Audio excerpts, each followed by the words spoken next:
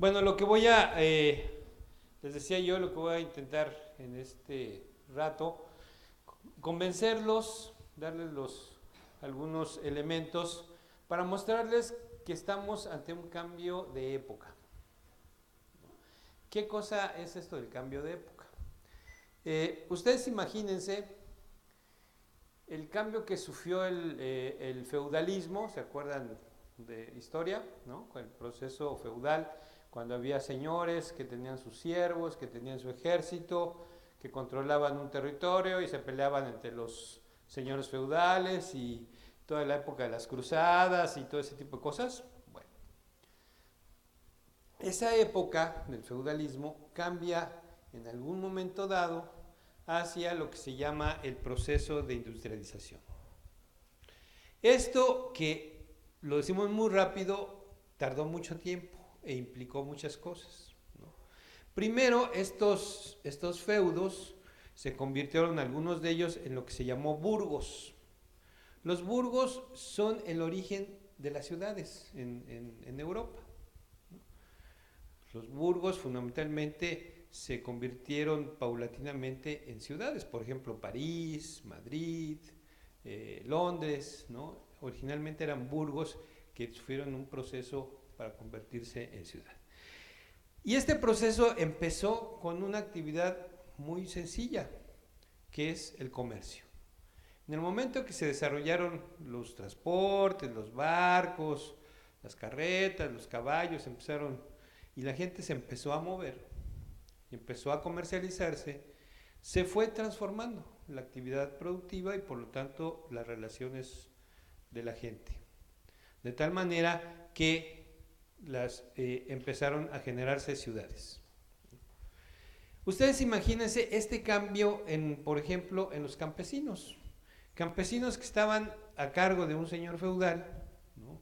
Que producían, que le entregaban los impuestos, y el señor feudal lo que les ofrecía a cambio era protección con sus ejércitos. Pues esto cambia y de repente los campesinos ya no tienen que sembrar y entonces tienen que emigrar. Ese es un proceso que nosotros estamos quitando el mosco, ¿no?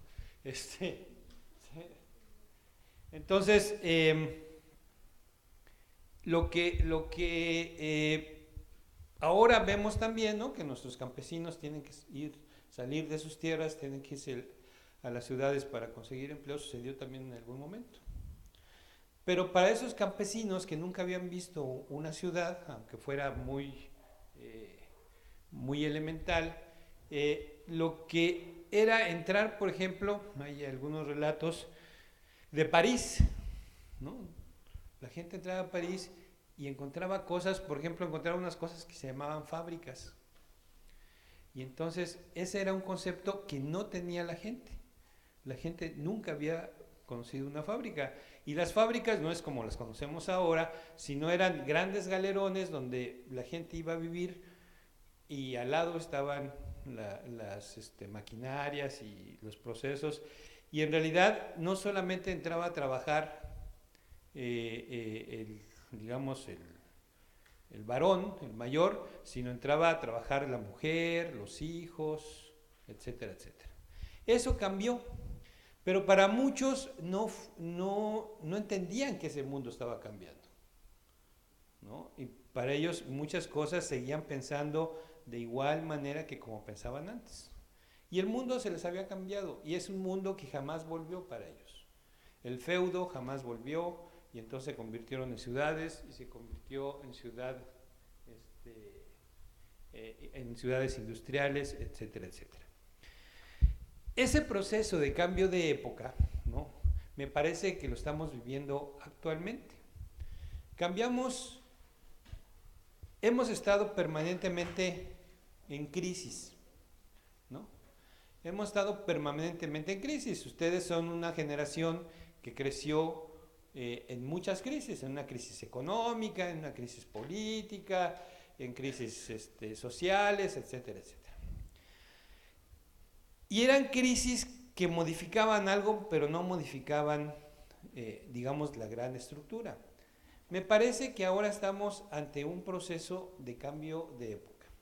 El cambio es tal que no vamos a volver hacia atrás. De tal manera que las cosas que funcionaban antes ya no van a funcionar hacia adelante. Y por lo tanto, si estamos ante un cambio de época, lo mínimo que podemos hacer es cambiar nuestra forma de ser. Porque habrá cosas que teníamos antes, que funcionaban antes y que ahora ya no van a funcionar. La escuela que funcionaba antes ya no va a funcionar ahora. La familia que funcionaba antes ya no va a funcionar ahora, ¿no? La forma de trabajar que funcionaba antes ya no va a funcionar ahora, ¿no? Estamos ante un cambio de época. Y ustedes van a ser los más afectados, su generación y la generación que le siguen a ustedes, ¿no? Nosotros, los viejitos, pronto nos vamos a ir y finalmente veremos algunos cambios.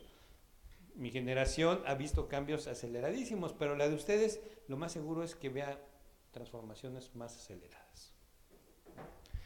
Entonces, ¿qué pasa con los jóvenes en este cambio de época, ¿no? ¿Y cómo los afecta? Yo diría que hay 3 procesos que los afectan fundamentalmente en este cambio de época. El primero es lo que vamos a llamar como proceso de emancipación. Todas las sociedades en cualquier momento han planteado en torno a sus nuevas generaciones que se emancipen. Es decir, los jóvenes no van a ser siempre jóvenes. Y en ninguna sociedad se ha planteado tener jóvenes eternos. Siempre ha habido procesos por los cuales los jóvenes en algún momento se convierten en adultos. El problema que tenemos ahora es que nuestra sociedad, el proceso ese de emancipación, ese proceso en que los jóvenes, en que las y los jóvenes se convierten en adultos, se está rompiendo, ¿no? Y se está rompiendo por 3 asuntos centrales. 1, la familia. Esa familia que la familia paterna, materna, que en algún momento te ayudaba, te criaba, te daba los elementos necesarios y en algún momento tú salías de la casa de tus padres, ¿no? Yo, por ejemplo, salí a mis casi 14 años de la casa de mis padres y jamás volví a la casa de mis padres. En cambio ahora las generaciones lo que vemos es que tardan mucho en salir de la casa de los padres, ¿no? Tenemos en algunos casos, ¿no? Piensen en ustedes o en compañeros de ustedes que pueden llegar en algún momento 35, 40 años y no han salido de la casa de sus padres. Por ejemplo, España, Italia tienen ese gran problema. Los jóvenes no pueden salir de la casa de sus padres. ¿Por qué no pueden salir de la casa de sus padres? Porque conseguir una casa aparte es muy costoso. Segundo, no tienen un empleo que los, digamos, autonomice y los facilite para poder ser autónomos financieramente. Y también, hay que decirlo, se vuelven bastante más cómodo, ¿no? Quedarse en la casa de los papás y entonces no hacer un montón de cosas. Entonces, nuestra familia o nuestras familias paternas cada vez se quedan durante más tiempo combinando generaciones. Es muy común ahora, por ejemplo, que si los padres salen a trabajar, ¿quién educa a los niños? ¿Qué han visto que educan a los niños ahora? ¿La nana o los hermanos mayores? La televisión. Los abuelos, ¿no? Los abuelos de los niños son los que se quedan a cargo de los niños, ¿no? Y entonces muchas de estas nuevas generaciones son educadas por los abuelos. Entonces, ahí hay una reconstitución de la familia. Estos discursos bastante conservadores, tradicionales, de que la defensa de la familia, ¿cuál familia? ¿Sí? Si ustedes piensan en la familia de sus abuelos, ¿todos conocieron a sus abuelos? ¿Sí? ¿No? ¿Solo uno? ¿No? Pero han sabido de cómo era la familia de los abuelos, ¿no? La familia de sus abuelos es totalmente diferente a la de sus padres. Y lo más seguro es que la de ustedes sea totalmente distinta a la de sus padres. Y la de sus hijos va a ser totalmente distinta a la de ustedes. Entonces, ¿qué concepto de familia vamos a defender? No hay un solo concepto, ¿no? Ahora, mucho de lo que se discute es que no se puede hablar de la familia, sino de las familias de madres solteras, de las familias del mismo sexo, de las familias ampliadas, ¿no? Donde está el tío, la abuela, el perro y el gato, ¿no? Entonces, la estructura de la familia es quizá una de las estructuras que más ha cambiado en la historia. Entonces, la familia o el tipo de familia con la cual ustedes va a tener que vivir, que negociar, que trabajar, ¿no? Va a ser totalmente distinta y diversa.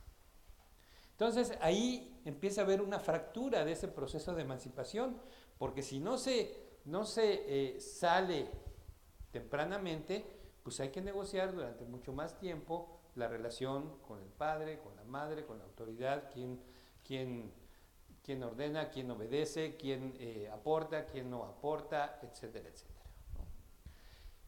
El problema, yo digo, es que, y de hecho una de las cosas que nos sorprendía cuando hacíamos encuestas de juventud, es que la calificación que dan los jóvenes al tema de la familia es la más alta.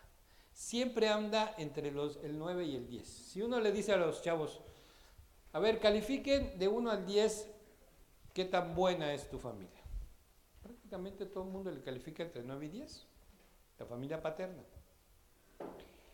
En cambio, la siguiente institución, que puede ser la escuela, siempre se califica entre 7, entre 6, etc. O sea, hay una alta calificación por parte de los jóvenes de esa estructura que se llama familia. Y entonces una de las cosas que nos preguntábamos, ¿por qué los jóvenes califican tan alto a la familia paterna? Y la realidad es que quizás es la única institución que sigue, digamos, apoyando a los jóvenes de una manera, cuando además es una familia que se ha ido cambiando. Cuando en la familia las mujeres tuvieron que salir a trabajar, hubo un acuerdo en la estructura familiar, hubo una reestructuración y las mujeres salieron a trabajar. Cuando en las familias hay un conflicto económico, un problema, se reestructura la familia y entonces algunos tienen que abandonar la escuela, unos tienen que cuidar a los hijos o a los ancianos, y entonces hay un acuerdo familiar que estructura de otra manera las relaciones. Entonces es una familia muy cambiante, es una institución muy cambiante. Y es cierto, la familia sigue siendo una de las estructuras que mejor apoyan a los jóvenes. Pero como les digo, cobran muy caro, ¿no? Las familias paternas cobran intereses muy caros, ¿no? Y los ¿quién vive en la casa de sus padres aquí todavía? ¿Ven? ¿Y qué tan fácil o difícil es la relación con los padres?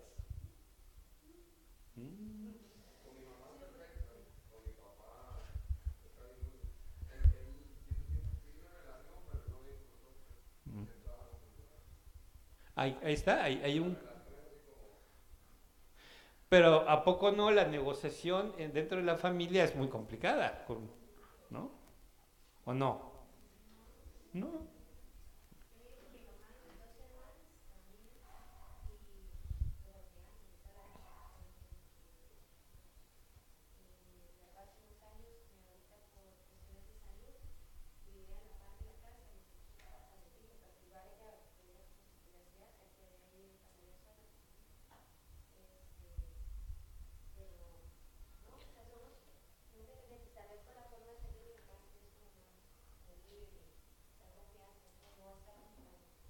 ¿Qué edad tienes? Quédate 10 años más. Quédate 10 años más ahí. Y vamos a ver si no se complican las cosas. Claro.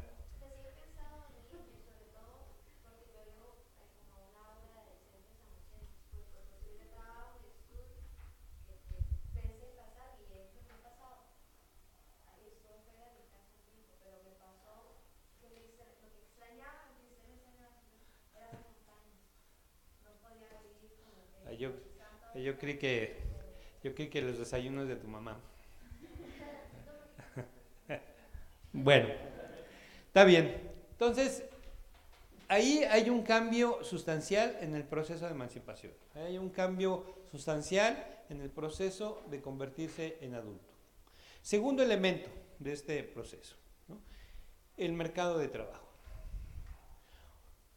Todas las estimaciones de los mercados de trabajo futuros hablan que cada vez va a haber menos empleos.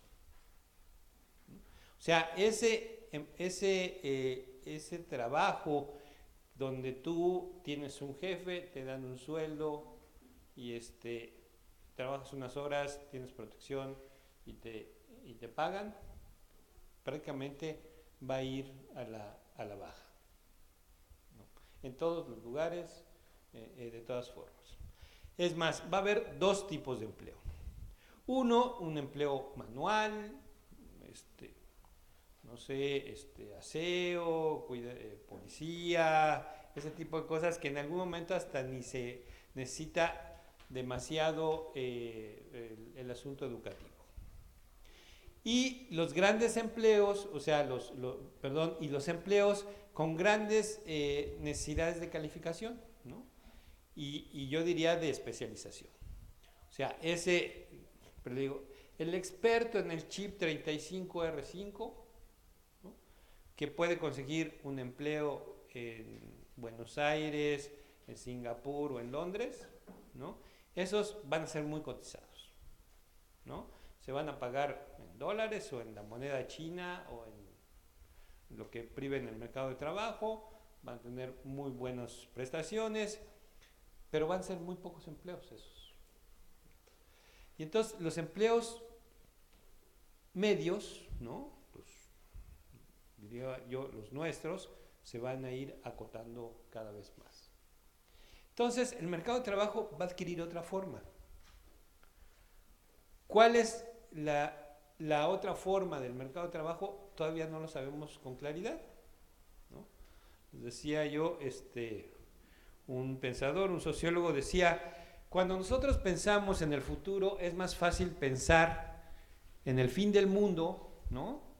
Todas las películas que se acaban y que acabamos en una gran catástrofe, es más fácil pensar el fin del mundo que el fin del capitalismo, ¿no? O sea, siempre pensamos que este sistema que conocimos, en el cual nacimos, va a persistir. No lo sabemos. Ha tenido una vida muy larga. El que había pronosticado su fin, Carlitos Marx, pues le falló bastante, ¿no? Ha logrado irse transformando, hacer nuevas cosas. ¿Va a perdurar? No lo sabemos, ¿no? Sobre todo con los nuevos actores del mercado mundial, China, por ejemplo, ¿no? Si ustedes aprenden chino mandarín, tendrán un gran futuro en los próximos 30 años, que quizá ese sea el lenguaje que predomine, o quién sabe o no. La crisis de 2008, ¿supieron que había una crisis económica en 2008 o no? ¿Mundial? ¿Sí? ¿Supieron? ¿Sí? Bueno, esa no se acaba, no se ha acabado, ¿no? Y vemos lo que le está pasando a Europa, ¿no? Que antes eran así como el top, ¿no?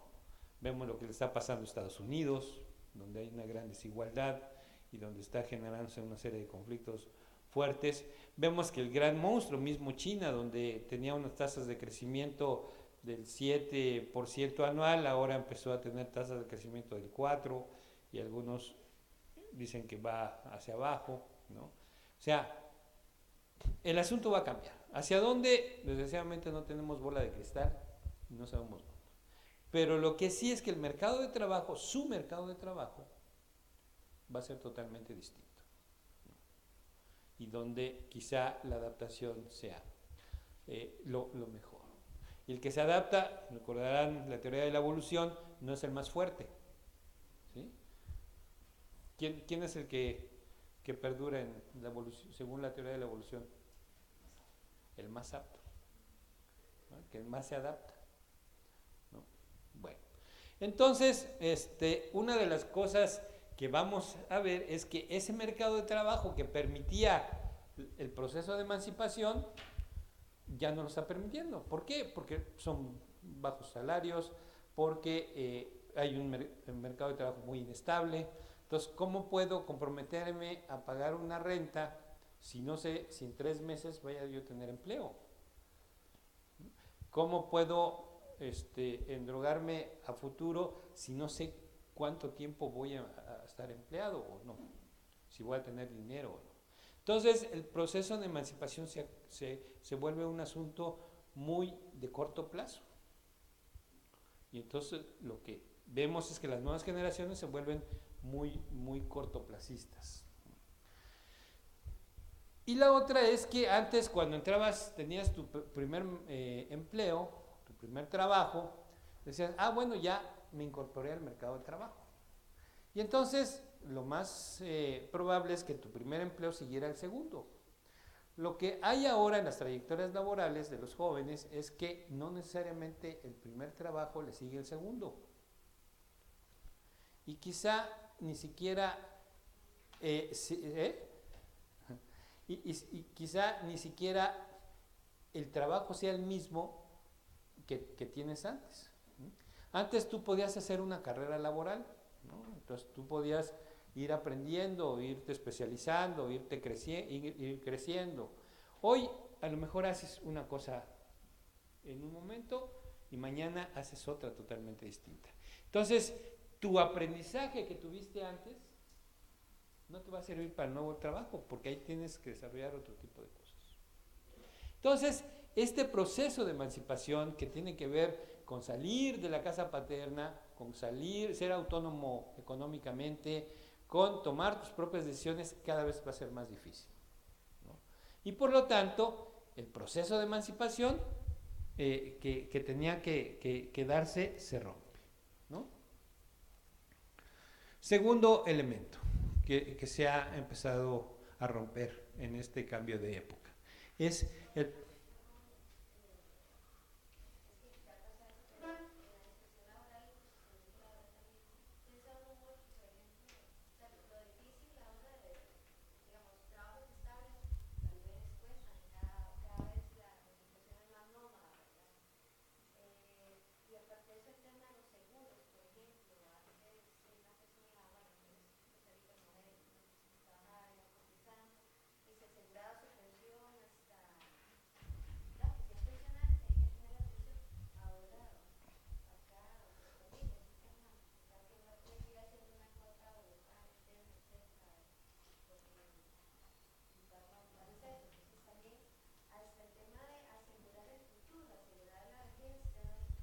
Claro, y ese es, ya se los decía Ernesto Rodríguez en la primera sesión, el tema, por ejemplo, de las pensiones, ¿no?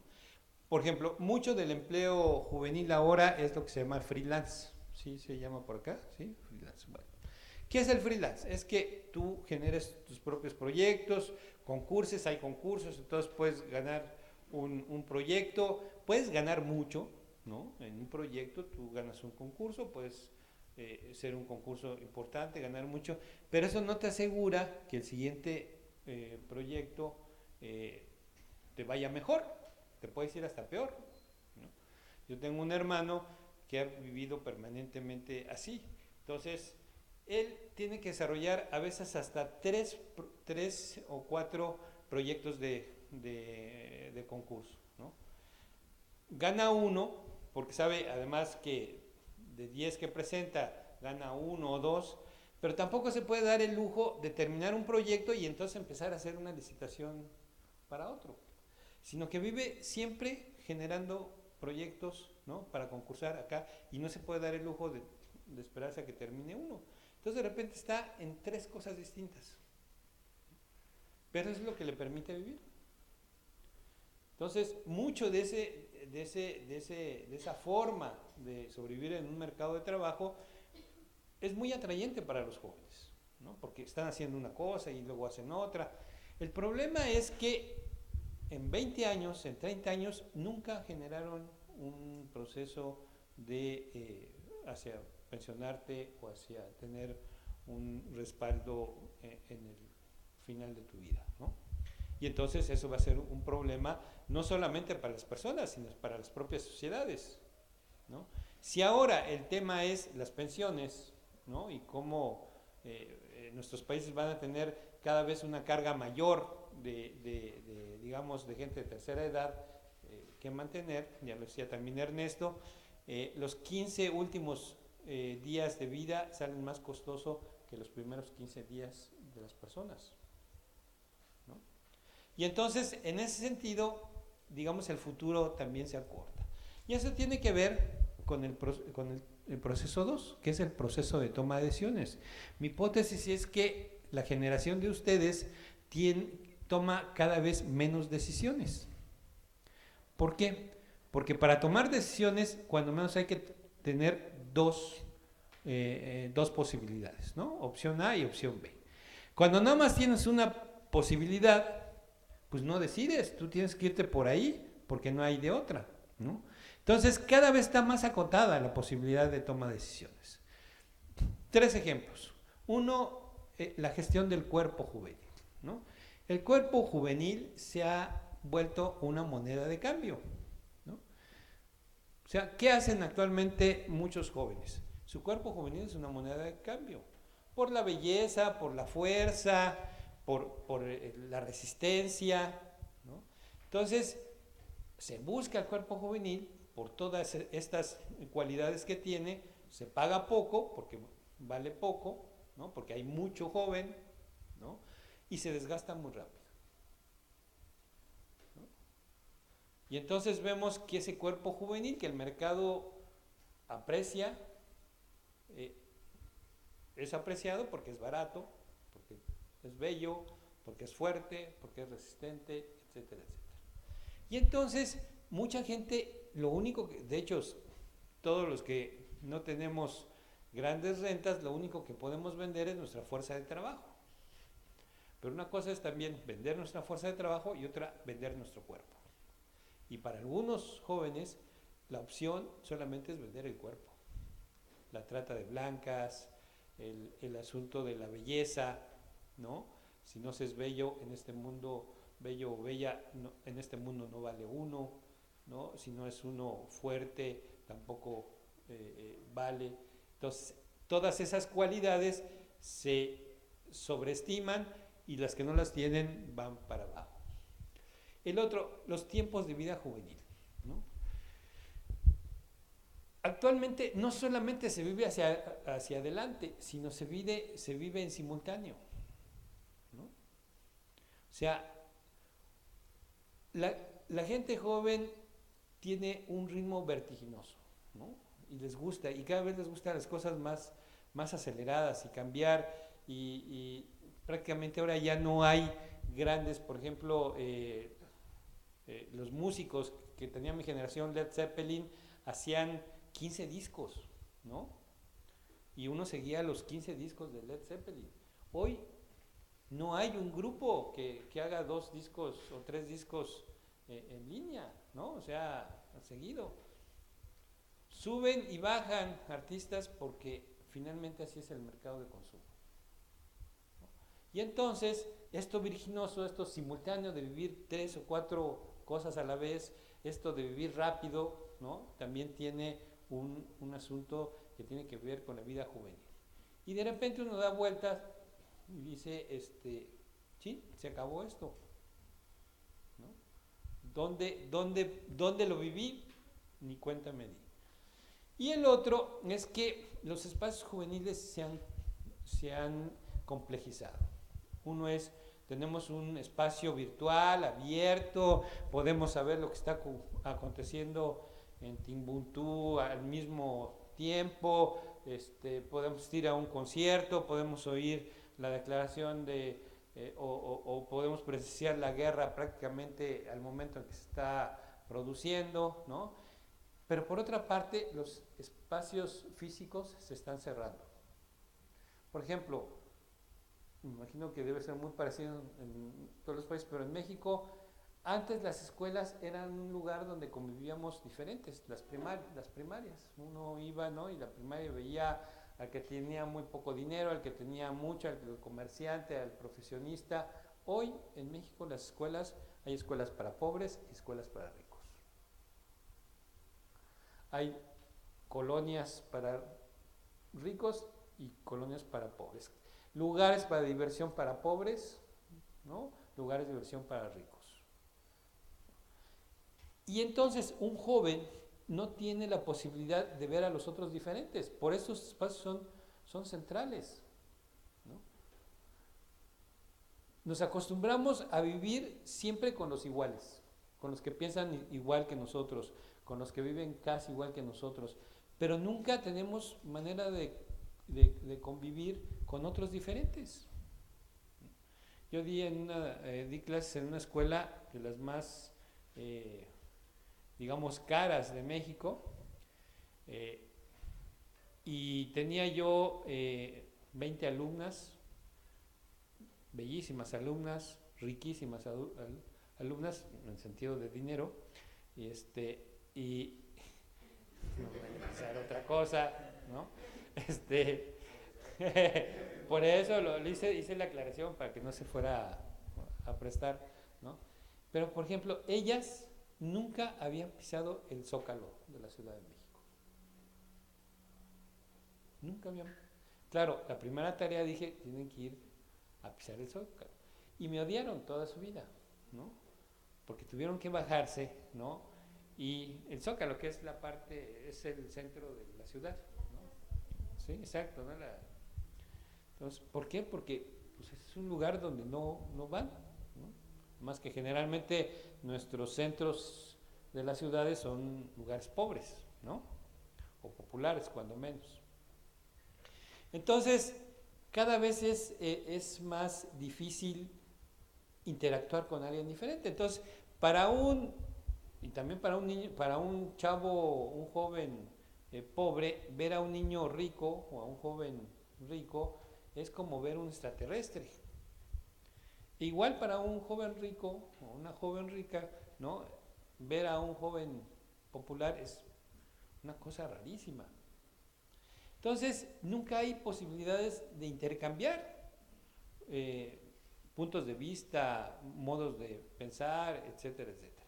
Entonces, por lo tanto, vivimos en nuestros guetos, ¿no? Igual, los que somos de derecha o los que somos de izquierda, solamente convivimos con ellos. Nunca tenemos posibilidad de sentarnos a discutir nuestras diferencias, ¿no? Y por eso nos parecen lo más raro del mundo, ¿no? Entonces, tenemos que esta posibilidad de toma de decisiones es muy complicado, porque siempre estamos acotados a nuestro mundo, siempre estamos acotados a nuestra velocidad en el tiempo, siempre tomamos decisiones individualmente y pocas veces colectivamente, ¿no? Y la tercera, ¿no?, es que esta imposibilidad del futuro nos tiene muy cercano. Cuando uno se pone una foto aquí, ¿la ve o no la ve? No la ve porque está muy cerca. Y por lo tanto, ¿no?, las cosas no se pueden ver con suficientemente claridad. Tres cosas, ¿no? Por ejemplo, las nuevas relaciones de pareja. ¿Quién en este lugar, por ejemplo, piensa que va a tener una pareja para toda la vida?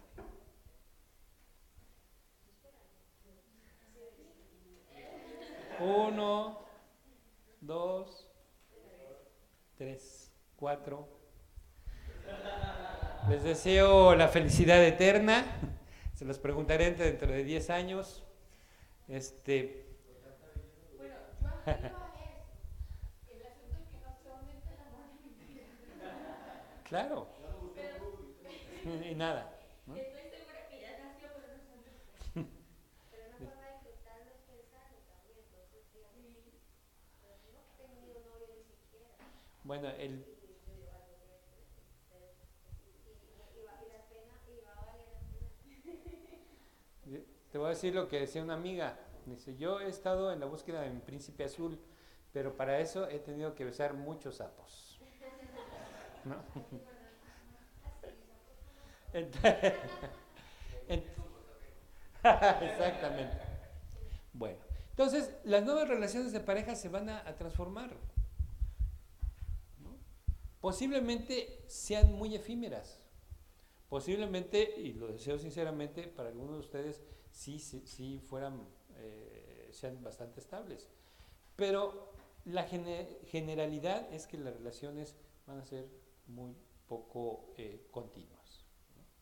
Entonces, en ese sentido, además, las relaciones internas, ¿no? Este asunto, hay algunos que llaman el neomachismo. O sea, sí, todos opinamos que las mujeres deben de ser iguales, todo eso. A la hora de la hora, ¿no? Te toca lavar los platos, ¿no? Entonces, claro, la relación ya operativa de esa vivencia es muy complicada, ¿no? Porque traemos atrás en nuestras cabecitas, ¿no? Un montón de prejuicios, de valores, ¿no? Que tienen que ver con esas cosas de... Pero además, también el mundo está cambiando. Ustedes saben que toda la educación superior se está feminizando. Al rato, casi de tres alumnos en educación superior, 2 van a ser mujeres. De tal manera, ¿sí?, que nosotros varones o nos acostumbramos a que nos mantengan o ustedes se acostumbran a mantenernos, ¿no? No, la relación es que el mercado de trabajo es más fácil para las mujeres.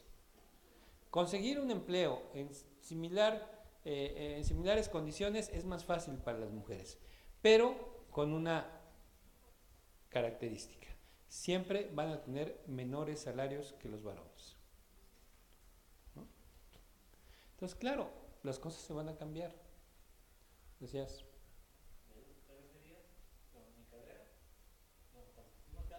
¿Qué? ¿Quieres? Ah, ok. Claro, así es. Yo doy clases en trabajo social. Ahí, de cada 10 alumnos, 8 son mujeres. Y hay comunicación se ha feminizado completamente, ¿no? Todos los presas y esas cosas. Ingenierías son, son masculinas, pero hay unas ingenierías, ¿no? Por ejemplo, las robóticas y esos, las mujeres están siendo mucho más fuertes. Sí.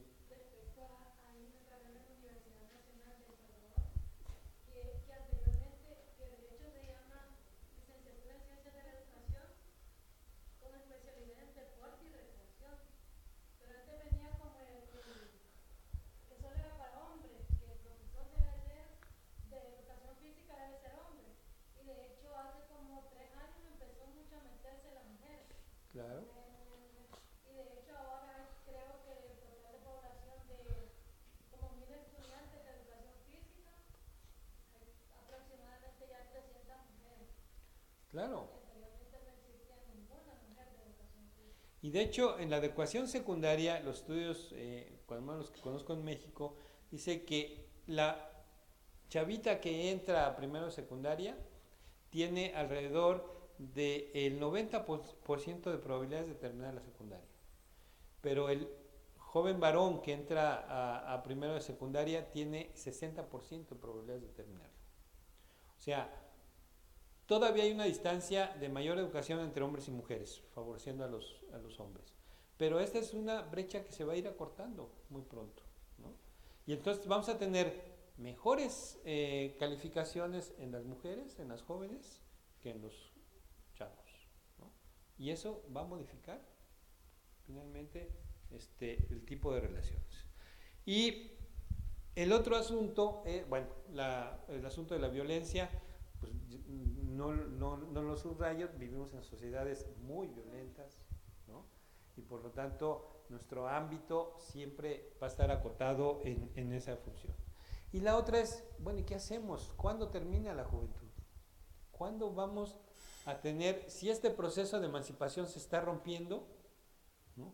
¿Cuándo vamos a poder hacer que nuestros jóvenes se conviertan en adultos?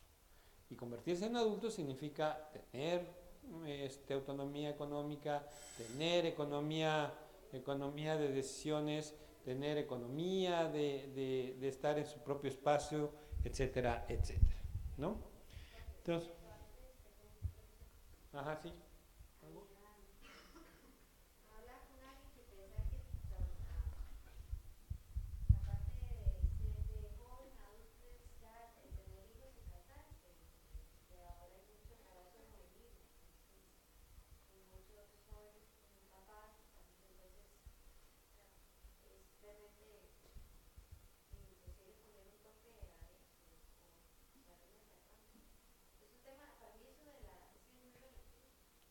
¿De cuál? Por eso.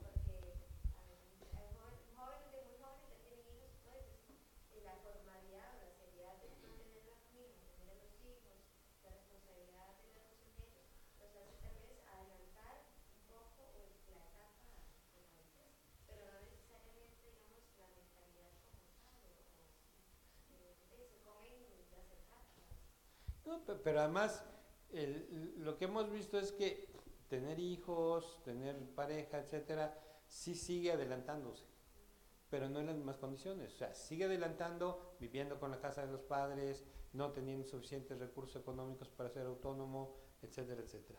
Entonces, esas situaciones se van complicando.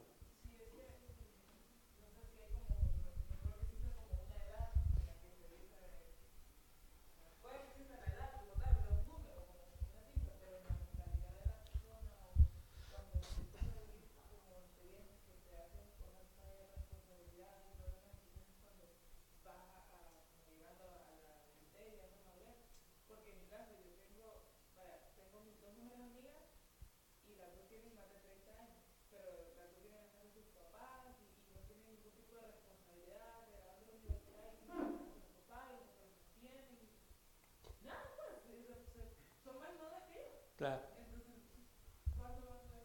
Así es.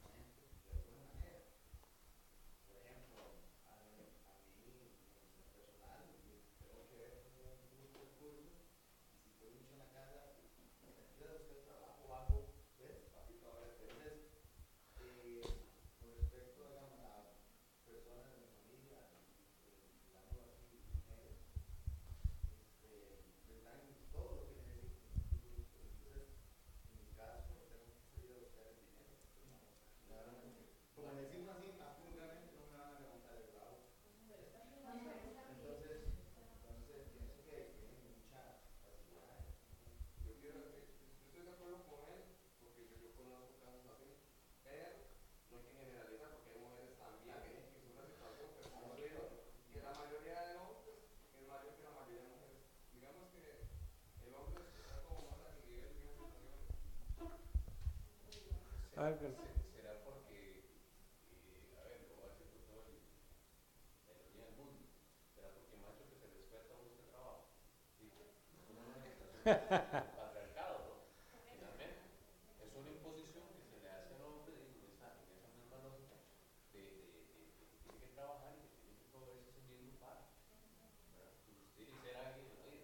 claro.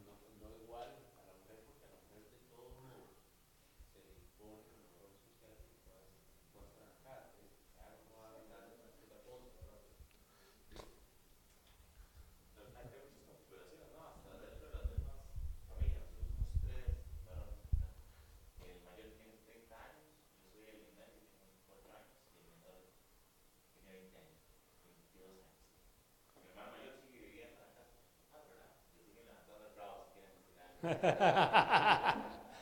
está estudiando. Yo me independicé, digamos, a los 17 años y después me empecé completamente, como a los 19 años ya me mantenía solo.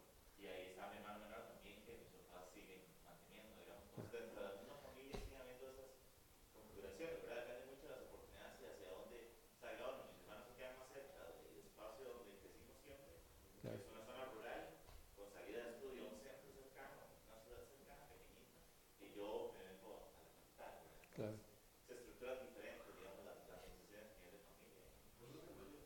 No, yo soy Claro, mediano. de A ver, compañera. Respecto, quería apoyar lo que decía Alberto, de que por el comentario también del compañero, pero también reflejando la situación de los jóvenes varones, porque sí, es cierto, o sea, nosotros somos víctimas del patriarcado, los hombres, muchas cosas, como decían muchas cosas, o bueno, en las cosas impuestas, pero por ejemplo en mi caso, me comparo con un primo mío que estudió lo mismo que yo y entró 2 años después de que yo entré a estudiar biomédica, ¿verdad? Y él tenía la facilidad de que mi papá lo apoyaban económicamente y que mi papá lo apoyaba en estudiar, no lo mismo que cuando yo le decía, "Ay, no, yo no quiero que usted estudie, quiero que trabaje, salga de la casa a trabajar, no quiero que usted estudie". Yo tenía que, por ejemplo, de que llego a mi casa y tengo que barrer, limpiar, cocinar, no sé qué. Y luego de hacer todo eso, pues puedo sentar a estudiar tranquila. Y si acaso mi mamá me dice, levántese para que le sirva el café a su casa, ¿me entiendes? Entonces,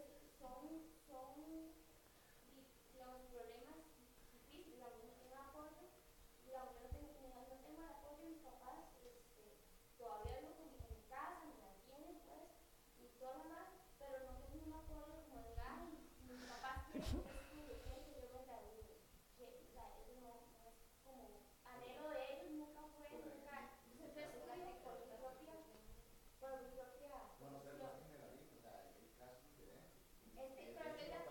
Pero brindando mi opinión en mi caso personal y comparado con un primo que es hombre, que estudió lo mismo que yo y que ya está graduado, digamos, de la Universidad de Costa Rica. Sí, Porque tenía todas las facilidades. Ahora, y él no tuvo que ir a trabajar, tal vez, porque los papás le dieron el apoyo. Entonces, ahí es donde uno dice, hay ciertas cosas en las familias que pueden lograr a que alguien termine de estudiar, se incorpore al mercado laboral, y hay otras que no. O sea, hay otras actitudes de los mismos padres, de las mismas familias, que imposibilitan sí, yo creo, pero nada más para... Todo esto que han narrado tiene una constante, ¿no? Si ven, las mentalidades han cambiado poco. Sigue pensándose que el hombre, ¿cómo dijiste? Hombre que se... Macho que... Exacto, ¿no? O sea, esta es la mentalidad, esta es la idea que todos y todas traemos en la cabeza. Ahora, las condiciones han cambiado. Esa misma idea, ¿no? O esta idea de que, sí, mijita, haz todo lo que tengas que hacer, porque aquí vienes a lavar platos y a barrer, ¿no? Esa sigue persistiendo. Las condiciones han cambiado. Si las condiciones no hubieran cambiado, todos estaríamos a gusto que las mujeres siguieran barriendo y lavando, ¿no? Y que los hombres fueran a buscar el chivo, ¿no?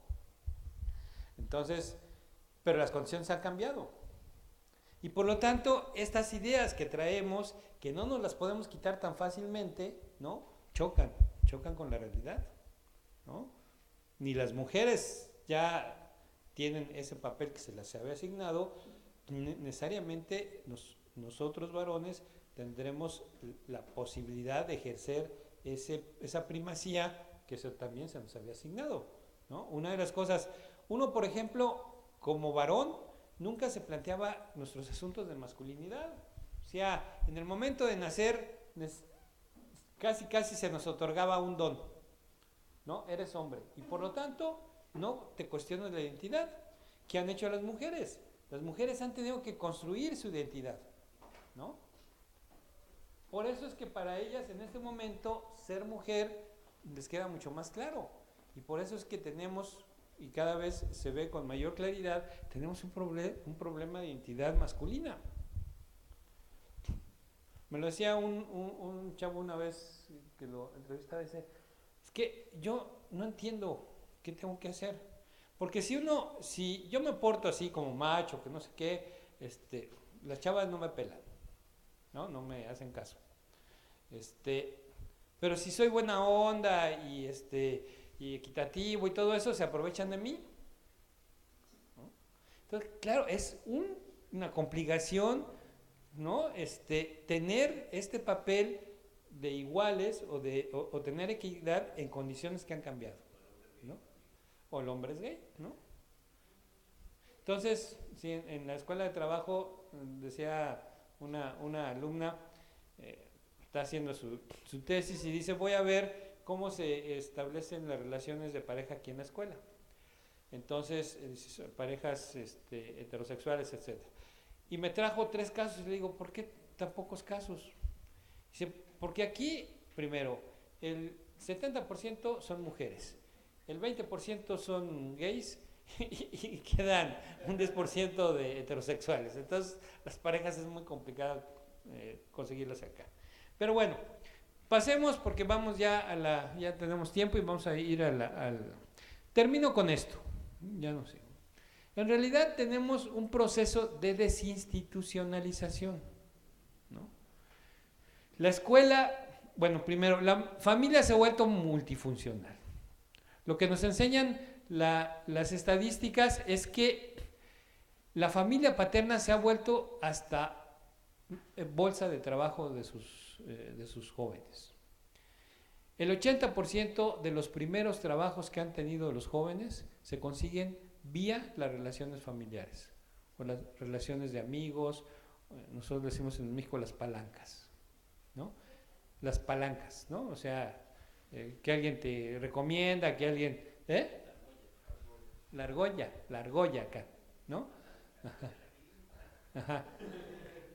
Entonces, la familia tiene una función cada vez más multifuncional, porque ya no solamente se tiene que hacer cargo de la habitación, alimentación, ¿no? Sino de la mantenimiento durante mucho tiempo, etcétera, etcétera.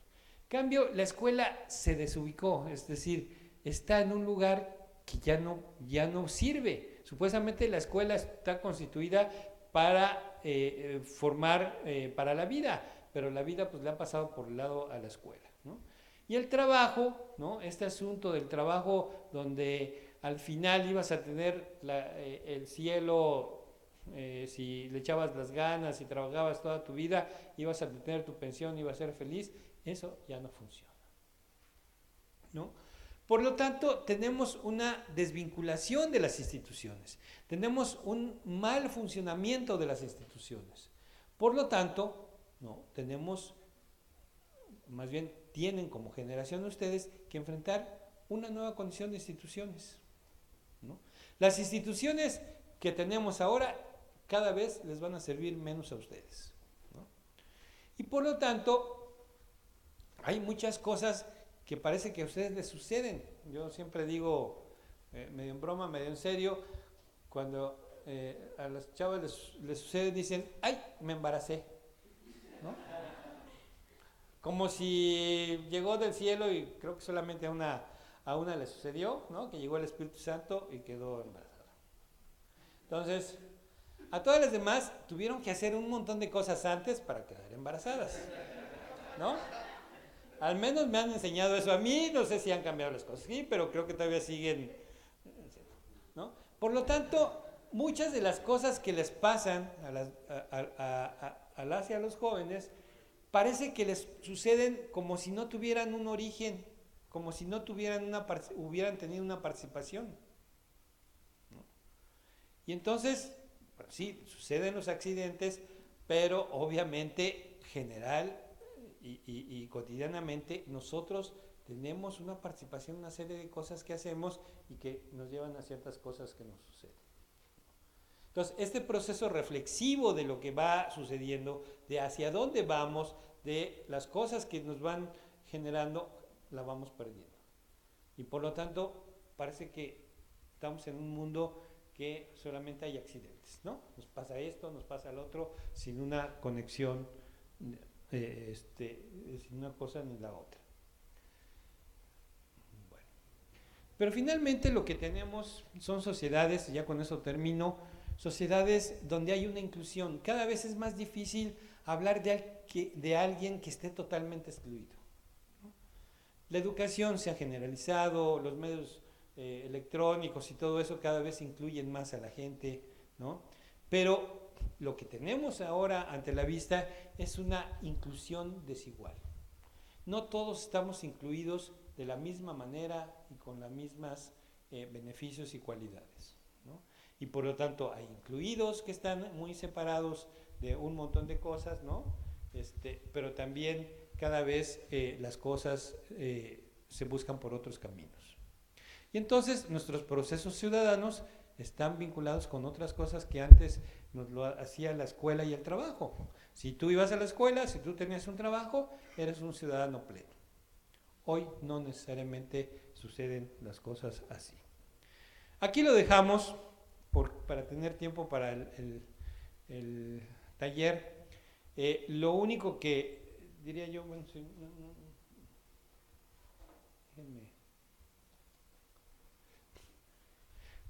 Que digamos en el futuro cercano o en el presente actual tenemos el reto de las 3D. El D de la desigualdad. Seguimos teniendo un mundo muy desigual, sociedades desiguales, no solamente intergeneracionales, o sea, a las generaciones más viejas les fue mejor que a las más jóvenes, sino intrageneracionales. Hay a grupos juveniles que les va regular, a otros que les va muy mal y a otros que les va bien. Y por lo tanto las desigualdades no solamente son intergeneracionales, sino ahora intrageneracionales. La segunda D es la diferencia. No solamente tenemos que trabajar por la D contra la desigualdad, sino el asunto de la diferencia. Ya nadie está a gusto de ser un número, ¿no? Nuestros asuntos de género, nuestros asuntos de etnia, de preferencias sexuales, de opciones religiosas son relevantes. Y tenemos que convivir con ellas. Y tenemos que asumirlas y tenemos que aprender a negociar con ellas. Y una tercera D, la D de la desconexión. No solamente esta de los celulares, de los sistemas, ¿no?, sino la desconexión de no tener algo que se llama capital social. Nosotros tenemos capital social. ¿Qué cosa es el capital social? Las redes de solidaridad, las redes de amigos, las redes de conocidos, las redes de apoyos. Pero hay gente que está desconectada de redes, ¿no? Una de las cosas que siempre me ha llamado la atención, por ejemplo, en las encuestas de juventud, los que dicen, ¿qué haces con tus amigos? ¿Cómo te diviertes con tus amigos? Hay una franja de alrededor del 8%, 10% que dice, no tengo amigos. Y fundamentalmente son mujeres. Entonces, alguien que en esta vida no tiene amigos, que no tiene solidaridades, se va a morir, ¿no? Es como en el barrio, quien en el barrio no tiene amigos, muere, ¿no?